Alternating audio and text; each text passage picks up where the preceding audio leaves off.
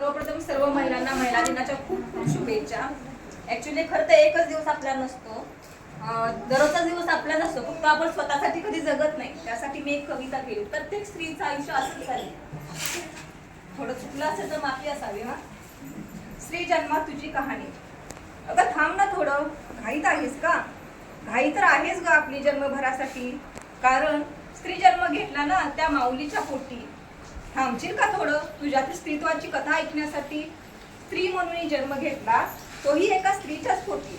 हसत स्वागत केले तरीही लोक म्हणती, ही तर परक्यांच्या धनाची पेटी. कितीही वाटले कडवड बोलणी, तरी आपल्याच माणसाने गोंडलेली आहे ही जन्मभराची जोडणी. थांब थोडं, जरा बदलायचं आहे, शिकायचं आहे, घडायचं आहे आणि घडवायचंही आहे. आणि प्रत्येक स्त्रीला तिचा स्वाभिमान परत द्यायचा आहे. लहानपणी मानला जातो खेळ भातुकलीचा, थोडं थोडं मनावर बिंबवून थाटला जातो खरा संसार सुखाचा. लहानपणी असतेस ग बापाची परी, पण तारुण्यात ठरतेस घराण्याची इज्जत खरी. लग्नानंतर होतेस हक्काच्या घरची पाहुणी, तर कोणाच्या घराची लक्ष्मी. मुलगी कोणाची, बहीण कोणाची, बायको कोणाची, सून कोणाची, आई कोणाची, आजी कोणाची. ओळखली जातेस वेगवेगळ्या नात्यांच्या नावाने.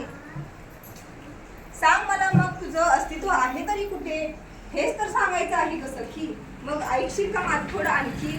सगळीच नाती अगदी हळूवार जपतेस, कधी प्रेमाचं, कधी मैत्रीचं, कधी अर्धांगिनीचं. जपतेस मनापासून सगळी नाती. हे करताना जपताना कितीतरी रात्री जागतेस रात्री. हे एक स्त्री तू आणि किती निभावशील नाती.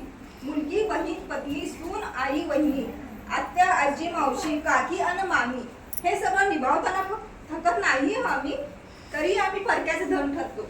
येणारा प्रत्येक दिवस आम्ही फक्त इतरांसाठी जगतो. जगणं स्वतःसाठी कधीतरी. एकदा आरशात पाहून तुझ्यातील तू ओळख तरी खरी. स्त्रीचं आयुष्य म्हणजे फक्त आणि फक्त जपणं, जोपासणं, बांधून ठेवणं, साठवणं आणि हेही अगदी मनापासून सांभाळणं.